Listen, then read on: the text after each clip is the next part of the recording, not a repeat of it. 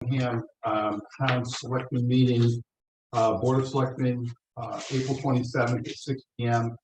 And we are in the conference room downstairs, but we're also broadcasting via Zoom. I first of all want to thank the three police chief finalists that have agreed to join us this evening. I'm very thankful for the process they went through, for the amount of effort they put in, and for their sincere interest in becoming the next Bellingham police chief. The purpose of this meeting is for the members of the select board who have not had the opportunity to meet with the candidates to get to know the candidates a little bit better. We understand the candidates have been through the assessment center, which the assessment center was engaged by the town of Bellingham to help us with the evaluation and final decision. We certainly understand that the candidates went through civil service, and we are adhering to all civil service requirements as outlined in Massachusetts general law. So tonight, again, the purpose is we'd like the candidates to kind of give us a 10 minutes or so. Why me? Why Bellingham? And I'm going to go in order that's on the agenda. Again, just to reiterate to the public, the process has been going on for some time. Back in May of 2022, the town approved at town meeting a budget item so that we could engage, because we were anticipating the retirement of Chief Daigle, police, and Chief Gentile of fire. So we then issued an RFP/RFQ, request for quote, that went out to organizations, and the engagement was actually agreed. We actually engaged with the public safety consultants, and a little bit about them. They have 15 years experience. They've worked with more than 150 municipalities, and they've done this process for 100+ upper level assessments, police, fire, and deputy chief. So lots of experience. We're really grateful to them for their work as well, and we appreciate the effort. So at this time, I'd like to turn it over to Mr. Kenneth J. Fitzgerald, who you can unmute. And Mr. Fitzgerald, would you be kind enough to just introduce yourself and tell us a little bit about yourself to the board members, your background, and why Bellingham? Sure. Good evening, Don. Can everyone hear me okay? Yes, we can. Perfect. So good evening. My name is Ken Fitzgerald. I'm a police lieutenant in Foxborough. I've been a police officer for almost 23 years full-time and a few years in dispatch before that. I grew up in Holliston. One of the first things before even my kind of long, boring story of all sorts of interesting police stuff is, for us, Bellingham, very important.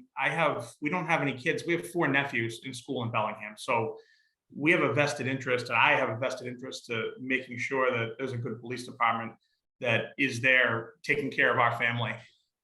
We also have a lot of friends in Bellingham. We live close by. I live about 15 minutes away in Norfolk. I'm from the area, lived here all my life. So a little bit about my background. I have a master's in public administration with a concentration in CJ. I've got a bachelor's also in CJ. I actually have associates in CJ. I went to the police academy 22 years ago as a self-sponsor. That was very fashionable back then, when there was a lot of competition for the job. Now we find that that's not a necessary thing anymore. We are sending people to an academy again. So since I've been in Foxborough, I've risen to the rank of lieutenant. I'm currently 3rd in the structure in our police department. I oversee our detective division. And then some of the biggest responsibilities that I have involve training and standards. We're very similar to Bellingham, the town demographically, the department. We have 39 full-time police officers, but we also have another 25 or so reserve police officers. And with some of the recent reform legislation, everyone has to be treated the same for training and standards. So it's a very big task that I'm tasked with, to make sure everyone's training is current each year, and the standards, everything's been met, so everyone can get certified and recertified year after year. Another big thing I did that I had spoken to the committee about was grant writing. That was a task that I undertook a few years ago, just kind of out of interest to see what would happen, and been very successful in the past 3 years. Been awarded over $500,000 from a variety of entities, and currently now I have one of our sergeants who's expressed some interest in working with me and learning about grant writing. She and I are working together on the federal Cops More grant to try to get Foxborough some funding for some additional positions, and that's all due next week. So that's my docket for tomorrow. In addition to that, I'm in charge of our evidence room, our court function. I manage a fleet of over 30 vehicles. I basically handle almost all of our purchasing, purchase goods, purchase services.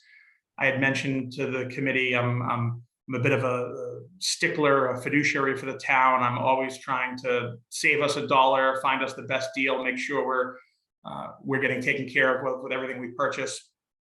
So that's another regular part of my day. And then in addition to a slew of other things, I have internal affairs and a lot of other stuff that filters up through me. But one of the biggest things is we have Gillette Stadium, obviously, and that's it's almost like a whole nother police department within a police department. So when we have usually about 20 major events, those are 50,000 people or greater, up to 70, 75,000 people for some of the big concerts and football games. And my title on those games is exterior director. So I handle all operations the second you step outside the gate of Gillette Stadium. At those events, I'm responsible for a multidisciplinary team of 60 to 80 officers from up to 35 different communities. So it's one of the biggest parts of my job is relationship building. I meet so many people, so many police officers. Everyone you've seen on TV on any Sunday, I've met them. I've met their management, NFL, Major League Soccer. We have to have relationships with all these people. So that's the really unique thing that Foxborough has done to help get me ready for this type of position, is the ability to collaborate with virtually anyone about virtually anything. And it's also put in relationships in my Rolodex that I never would have had, and things that I'll take with me, people that if we ever needed support in Bellingham for something, it's a text or a phone call away, and there's people that would be jumping to help with whatever I needed, whatever the agency needed. So that's been a big part of things. And some of the smaller events with Major League Soccer, the New England Revolution, those events get up to 25, 30,000 spectators. Many of those, I run the event. I'm the event commander. I'm the de facto police chief for a team of up to 25 or 30 police officers. So it's a lot of experience, a lot of command experience, a lot of leadership experience, crisis management, risk mitigation, just a lot of stuff that the average police officer just would never get exposed to in their career, because the nature of how we do business. We're the smallest community with an NFL stadium in North America. So we're doing with a small Bellingham-sized police department what Dallas or San Francisco or Miami is doing with a 2,000-person police department. So we rely heavily on mutual aid, and I have wonderful relationships all across Norfolk County, Middlesex County, Worcester County, Bristol County, with all our partner agencies.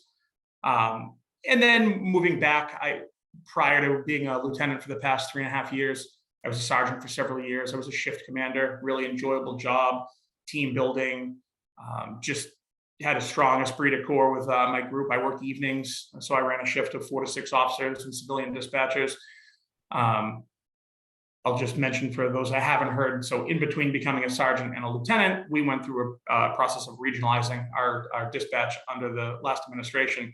So I was very closely involved in that. And then as a lieutenant, that's one of the relationships I maintain. I'm the liaison to the regional dispatch center. So we no longer have our own dispatch, but I'm the go-between. So I think what you'd see is in Foxborough, really strong track record of team building, really strong track record of, I sit on all our interview panels, helped bring a lot of talent to the town, helped find a lot of talent, bring some diversity to the agency. So we've really, we've done great things. I'm part of a great leadership team. There's only 4 of us. And like I said, we manage an entity that has to become a behemoth 30 days a year.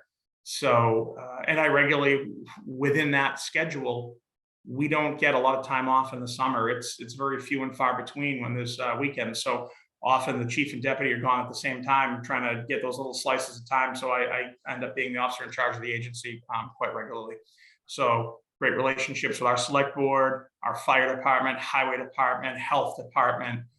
So these are all, and I've offered before, you're welcome to call any of these department heads in Foxborough. They'll, I think they'll speak really well about me and about that level of collaboration and partnership that we're able to have and that we've built over the last few years.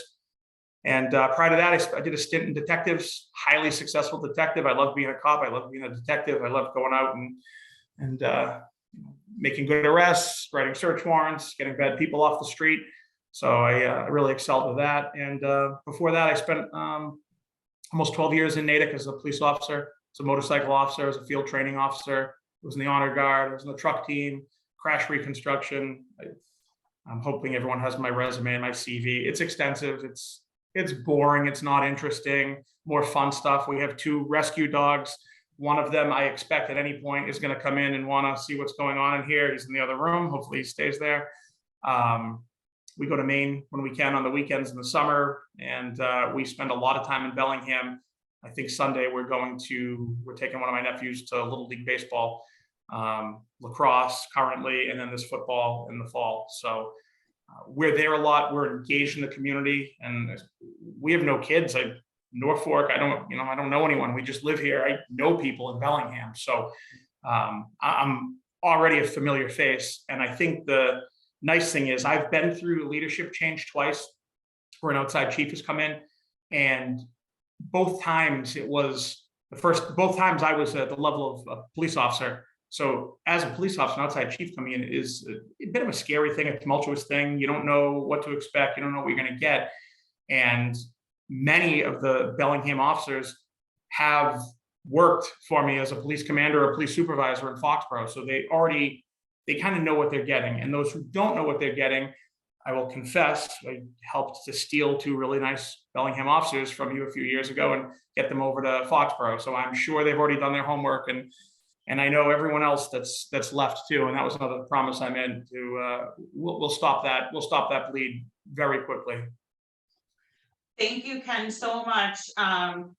We really appreciate you coming back and giving us this synopsis. Everyone here does have the resumes and cover letters for all 3 candidates. So I apologize that we didn't make that clear in the beginning. So everyone has had time to look over everything too prior to coming in, but it is nice to actually see your face and hear your voice again. Thank you. Thank you for coming in. And Mr. Fitzgerald, you're welcome to stay on. There may be a couple follow-up questions, not sure, depending upon time. Not anticipated right now because you've been through this process. Everyone's been through this process, etc. And you're here because we have obviously great interest in the 3 candidates. So you're more than welcome to stay on if you'd like. Thank you. It's an open meeting. Well, great. Thank you. Thank you, Ken. Thank you very much. Thank you. Next up is Scott Van Ralton. Hey, Mr. Van Ralton. Good evening. Good evening. It's nice to see you again. Again, Nice to really see you, sir. very, very thankful for you joining us and coming back and providing with the select board who didn't have an opportunity to meet you, to get to know you a little bit before we come up with our decision. So if as Mr. Fitzgerald did, if you could give us 10 minutes of why Bellingham and a little bit on why you. Great, thank you, and nice to meet the rest of the board. I just want to thank everybody. It has been a long process. We've spent months waiting for civil service and moving through this process. Obviously, it shows our commitment to the town and staying through the process. So thank you for committing in us and working through the process with us. So I am born and raised in Upton and currently live in Upton. I've been with the Hopkinton Police Department for about 22 years. I've gone through the ranks in Hopkinton. I have gone just about every position, and if I haven't held that position, I've supervised it. Currently, I'm the detective sergeant and second in command. And with that, I oversee accreditation. As accreditation manager, I oversee detectives. I oversee our SRO program and our court prosecution. With that comes property and evidence. Since being second in command for about 7 months now, I've taken on obviously a much more administrative role. Hopkinton has been very, very good to me. They've sent me to numerous training classes, advanced training classes. I've probably spent upwards of 3 or 4 months in different classes throughout the New England area. With that, I've been able to bring those skills back and apply them in Hopkinton. Like I said, I've been in patrol, I've been in detectives. We have currently 5 other sergeants and 20 patrolmen. I've been building a team for recruitment and retention, which is seems to be a big issue amongst the entire industry. We've come up with some innovative ideas of going to the academies. As you can see from my cover letter, I've spent 10 years in the academy, teaching at the recruit level, teaching classes, building relationships within the NPTC, and using those connections to go to the academies and find the self-sponsored candidates before they get picked up by another agency. There are obvious things that we talked about last week, why people leave different places. There are some things that are inevitable. We can't stop them, but there are things that we can do to keep people. And I think leadership is a big avenue for some of the new recruits. They want to feel safe. They want to feel like somebody has their back, and that they have a community that cares for them. I can tell from the very beginning, Bellingham is very similar to Hopkinton.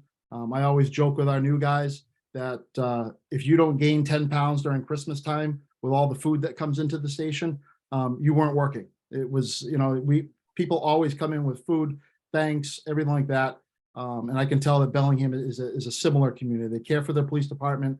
Your survey that went out for your strategic goal in 2020 ranked the police and fire both very high. The thing that really stood out to me that was one of the issues that the town recognized was traffic. Well, we have traffic in every town, and that is not something I'm not familiar with. As a patrol sergeant, I was in charge of our traffic unit. We had come up with a number of different traffic enforcement initiatives, including using grant money for different things. And that's all skills and experiences that I would bring to Bellingham. One of the things I'm most proud of is building a team that created a relationship with our business community. That is also outlined in my cover letter. And that program was really to put the community back in the police department and have that community reaction with our business owners and stakeholders, so that they felt like the police department and they knew somebody in the police department. It wasn't just the shiny car that drives by, twice a day down Main Street. They knew the officers and knew the people. 17, 18,000 residents is a lot of residents, but there's no reason why you can't put a name with a face and really be that person out there. Obviously, our SROs are in the school and the students know them and some of the parents know them, but it really should be a department-wide initiative to bring in the officers into the community with different events, different programs. And that's what we've done in Hopkinton, and I would certainly bring that to Bellingham. One of the other things that I've been involved in is accreditation. Currently, the accreditation for Hopkinton, we are an accredited agency. I'm also an accreditation assessor, which basically means I go to the other agencies and do their assessments, either their initial assessments or their follow-up assessments, which happen every 3 years. It's quite a process. There's a lot of work that goes into it, but it is a badge of honor for a town and an agency to have.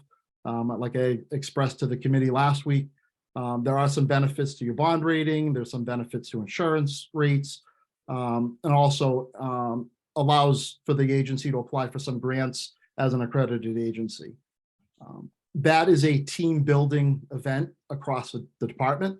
I would be looking for buy-in from the unions and have them participate in that. Identify someone to be a accreditation manager within the agency. And those are all things that I believe build people in leadership, right? So you give them responsibilities, not tasks. I can give anybody a task to go do something, but if I give them a responsibility, they take ownership, they take pride in it. And I look at it as a leadership development opportunity across the agency. And essentially that's what I'm looking to build in Bellingham, is to build up leaders, build up that succession planning. You know, God forbid something happened to me as I walk out the door and get hit by a truck. You should know and you should feel confident that the police department's going to not skip a beat. It's going to keep on going. The people that are there are going to take care of what needs to get taken care of because they've been there and they've done it and they've experienced it.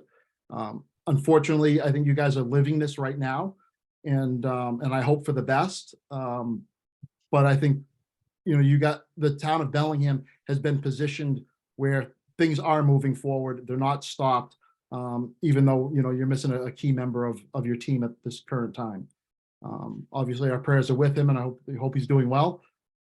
But it's that type of leadership and building that type of community within Bellingham and then within the police department that I think allows for growth and allows for your younger officers. Obviously, you've got a big influx coming in.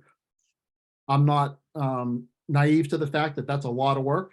We've done that twice now in Hopkinton with building up new officers and training, following up with them, trying to maintain our staffing numbers. And we've been successful in the last year or so to hold on to the people we've hired, and we've made some really good hires. And I would obviously bring that experience and that knowledge with me to Bellingham. You know, I don't need to go into my resume. You have it in front of you. You had an opportunity to read it. So I'll leave it at that. I'm open to any questions you have. But I just want to thank you for this opportunity. Thank you for hearing me out last week. And thank you for everything that the time and effort that you folks have put into this.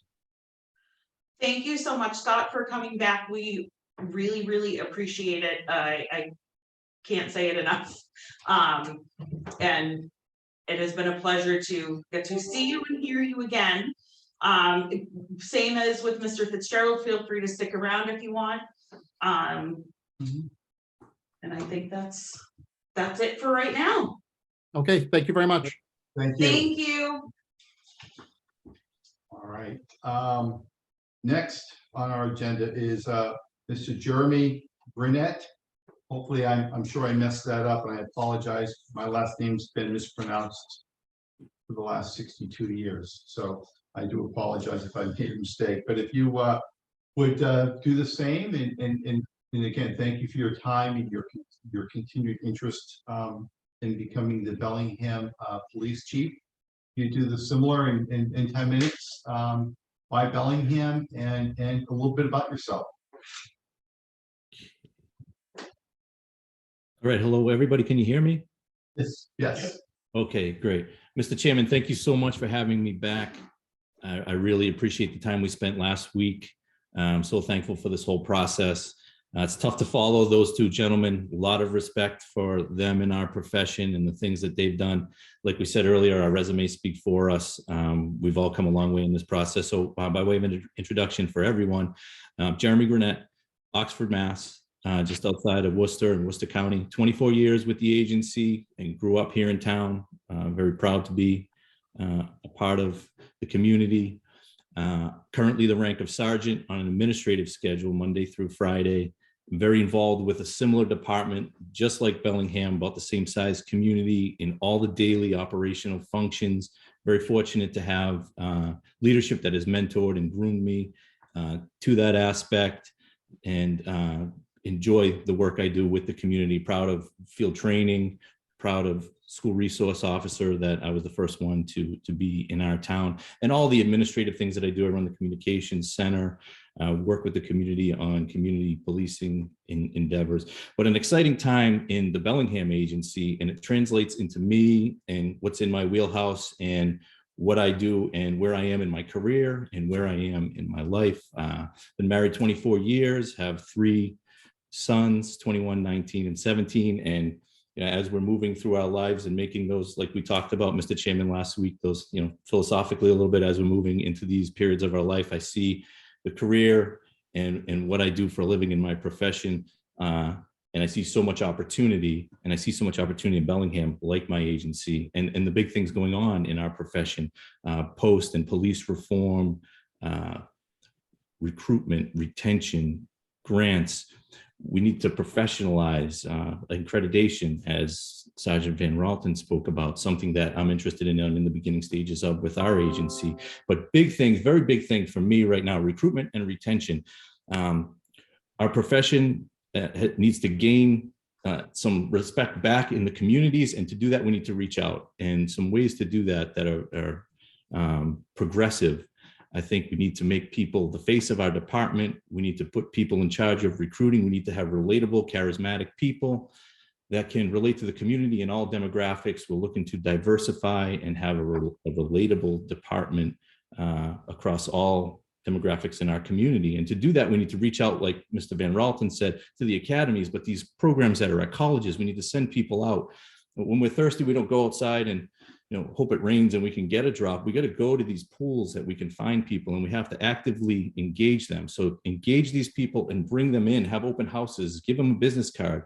And when you're looking to diversify, when you go out to these big pools, you're going to find great young people, great people interested in our profession, and you're going to be able to engage them. You have contacts in these at Fitchburg State College or Quinn-Sigmund Community College, and you can reach out to them and go see these people. You go to them, you go out, and you get yourself out there, and you're visible and approachable, just like we should be in our community. We get outside of our community, we bring people to us, and we show them what we do. We do that through social media. There's so many levels of social media that we should be looking into. Those are the big things I'm seeing. And professionalization with the accreditation, that brings pride into the agency.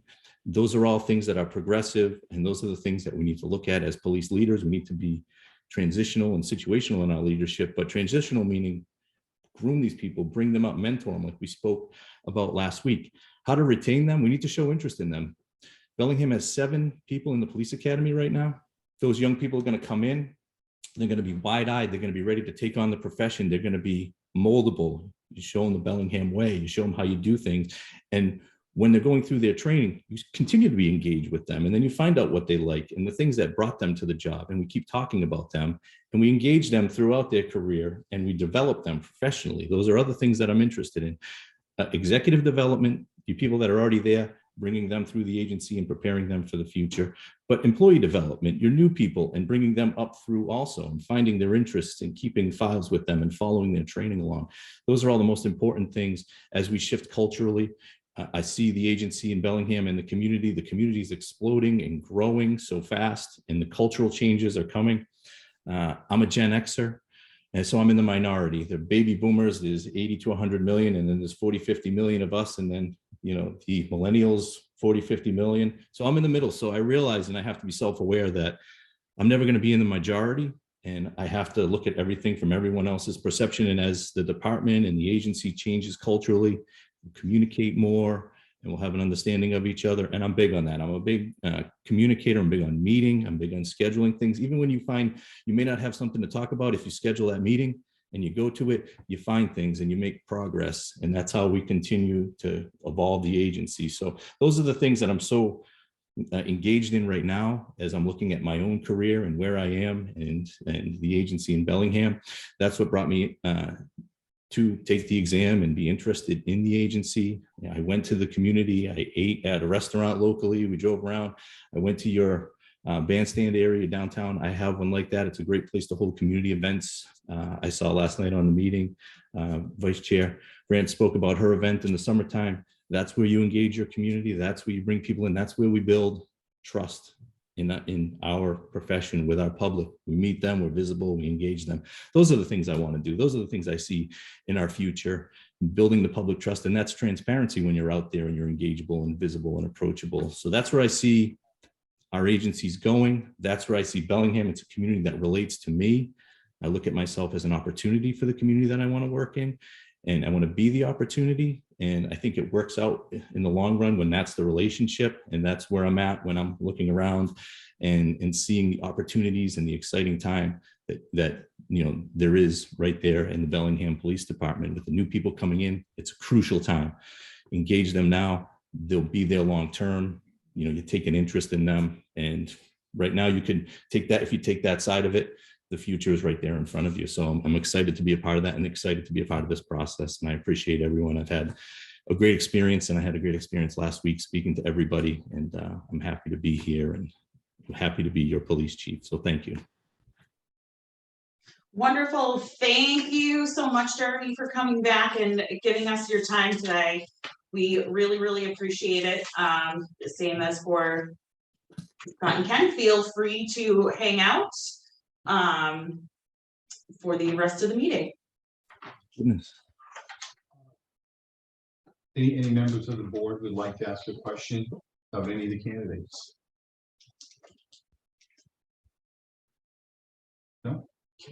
Did I miss the video? Yes. Now we see the video. There Now you we are. see you. I didn't look down the bottom. I'm sorry. I was trying to focus on the board. Hello, everybody. Here I am. Hi. I'm so excited about the agency and about the position and to just speak to you all. Whiffed on that one. So hi, everyone. Oxford PD. There's a, I'm trying to think. I had you in my forefront. I wasn't trying to watch You myself. see us, but we couldn't see you, but that's okay. We thought maybe. You could have stopped me. I'm sorry, Mr. Chairman. You could have just. That's okay. It happens regularly in meetings that I'm involved in. You think you're on camera and you're not, so no worries. We can hear you. We really do appreciate your interest. We appreciate everyone's interest. And at this time, we're going to go into a discussion. Here it's, the process is as you've all said, it's a very long and arduous process, especially when we're bound by civil service. So this process started many months ago with the forethought that we knew that the police chief would be retiring in 2023 in June. So the decision was made back in May of 2022 to put an article in our budget line item so that we could bring in an assessment center to help us with this, because it's not an easy process. All of the candidates out there are highly qualified to be a chief in one of the municipalities in Massachusetts. So the process is difficult, and to take out any of the ambiguity, sometimes it goes through a hiring process. The decision was made to really retain an assessment center that had a lot of experience in doing so. And the town of Bellingham has what is considered like a strong town administrator's role, which is the town administrator has the ability to appoint, and the select board in this town would ratify that appointment, but they have sole discretion. And what's changed a little bit here is that, unfortunately, due to an extended leave of our town administrator, the board has stepped in with the guidance of the assessment center, with the guidance of town council, to make the decision to move forward as the chief is retiring in June. So it's coming upon us very quickly. And we know that the process, the civil service process, has taken a very long time. So the challenge is that we need to make this decision as part of civil service. It is requirement that we make a conditional offer to a candidate, barring a background check, a query check, and a physical, and a the other word escapes me, the psychological. Thank you very much. A background check. So that also takes some time. We need to get that started. So going along with the the civil service ranking and how that process, let me just explain that a little bit. So the assessment center does all of the engagement, interviews, they do all of that process. And then they come up with a score, and then that's given to civil service. And it's all blind as far as the rankings. And I mean, if someone doesn't know the name score, it's like a blind test. So at that point, the assessment center gives all of their findings and information to civil service, and civil service applies their template or their requirements on top of that, which they basically look at for in various credits based on years of employment, all that. And for the folks that understand civil service, that's what happens. And so that's applied. And then civil service provides its rankings to the candidates, and the candidates have an opportunity to appeal their rank. And they go through that process. If that happens, there's a process. So there's certain days in between, which extends out this process for every municipality under civil service, which Bellingham obviously is one. So at this time, you know, then the ranking, once it's all gone through the process, civil service then provides the ranking to the town, and then the town's responsibility is to interview. And typically that's done with the town administrator to interview the candidates in their rank. And each of the candidates have a ranking of 1, 2, or 3. We are required to evaluate 1, 2, and 3, but we need to take, if we need to make an offer, conditional offer to 1, and then if 1 doesn't meet the criteria, it goes 2, and then 3. We have to take them in that order. So for the folks that don't understand how this process works, we can provide a little bit more detail. So are there any questions from the board or anyone sitting here before? It's an open meeting. We're open to questions, comments. I do have one question. Sure. All the candidates, Sure. or any of the candidates are thinking in the town? Did we ask that question? Or- So the only one per civil service, and I see Jeremy piping in there quickly. Due to the civil service requirements, the only person that would have to move into town would be Mr. Gurnett. And he would be prepared to do that. We did ask that question, and that's a civil service requirement. Yeah. So the other 2 candidates live close enough, you know, one town over on either side. So in this opportunity, you know, for the board members to meet the 3 candidates is important to highlight, because we need to go through this process. And for some reason, if the town is unable to, if for example, candidate 1 missed the background check, or we weren't able to come to a mutual agreement on a contract, we then go to number 2 and number 3. So we felt it was fair for the board to get to know the 3 candidates, which is another reason. I didn't say that up front. I wanted to leave that to the end, but I just wanted people to understand why we're here. Because again, I think it's only fair that the board members in this situation where the town administrator is not here to make the appointment, and the select board will be making a motion to move forward. So are there any other questions? Mrs. McNulty, any questions? Mr. Connor? Anybody in the audience, anybody that's listening in, do you have a question for any of us? All right, hearing none, seeing none. As the chairman, I move to extend a conditional offer of employment to Mr. Kenneth J. Fitzgerald Jr. with said offer subject to the successful passage of a medical exam, psychological exam, background inquiry check, and agreement on mutually acceptable terms of an employment contract to be negotiated by the interim assistant town administrator with the ratification of the select board. Second. So we have a first, we have a second. Do we have any additional discussion? I know this is a little bit odd for the folks, the candidates out there. I do apologize if it's inconvenient, but we have to do it. So hearing none, seeing none. I call for a vote of the board. All in favor? Aye. Aye. I'll dissent. Same. So the motion carries. We have 3 ayes and we have 2 abstentions. So the motion carries. We will be moving to extend a conditional offer to Mr. Kenneth J. Fitzgerald Jr. All right. If there's no additional business, I do want to point out that if there's any questions about the process, that I want to refer any of the audience for complete transparency to a select board meeting on 11/21/22, in which Dennis Frayne, our town administrator, invited in public safety consultants who responded to the RFQ and were selected by Mr. Frayne. They provided an overview of their service and a complete description of the process. So if you have any questions, and if you want to save a little bit of time, you can fast forward to the beginning to 13 minutes and 13 seconds, or you can watch the entire meeting in its entirety for context. So without further ado, I would like to entertain a motion to close the meeting. Second. We have a first, we have a second, all in favor? Aye. All opposed? Motion carries.